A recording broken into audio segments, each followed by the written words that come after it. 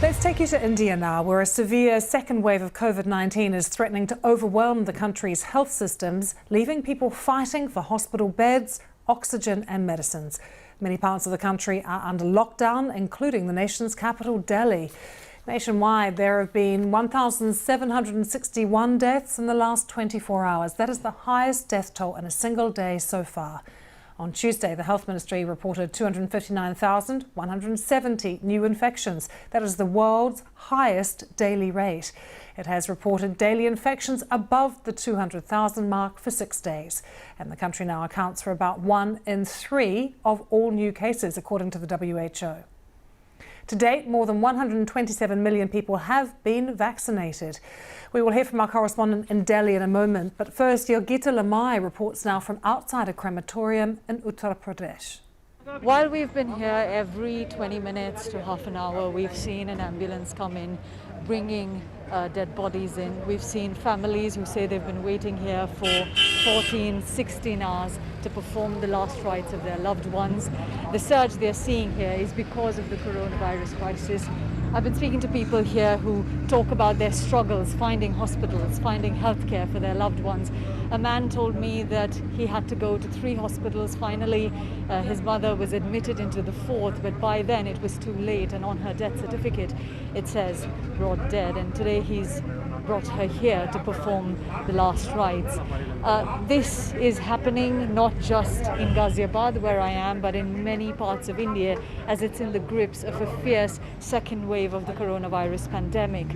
And hospitals across the country really are struggling to cope with the numbers that are coming in. People who could be saved are dying because they can't get an ICU bed. In some places, there's a severe shortage of oxygen as well. Some lockdown restrictions are now in place, but many are asking that it's now been over a year since the world has been dealing with the pandemic. Why was India not better prepared for this second wave? Yogita Lamai reporting there. Well, let's take you now to Delhi, where Davina Gupta told me just how desperate the situation is in India's capital.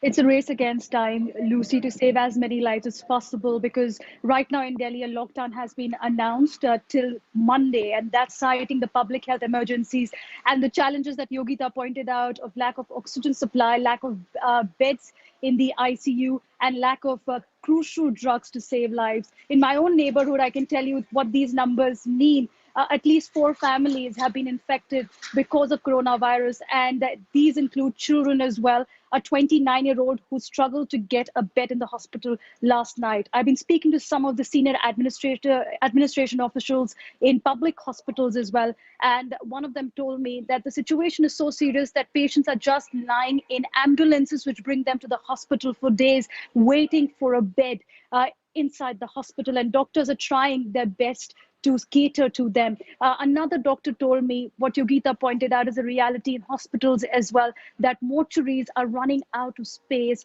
for dead bodies. And this is a grim situation because precious time has been lost to prepare for this kind of a pandemic. India was looking at numbers that were far lower in December till February. And in just about 6 days, we've seen a spurt of 1 million+ cases. The rapidly, or the speed with which this virus is multiplying in the country is becoming a key challenge for administrators, policymakers, and hospitals and families. And very briefly, Davina, what's the government promising to do?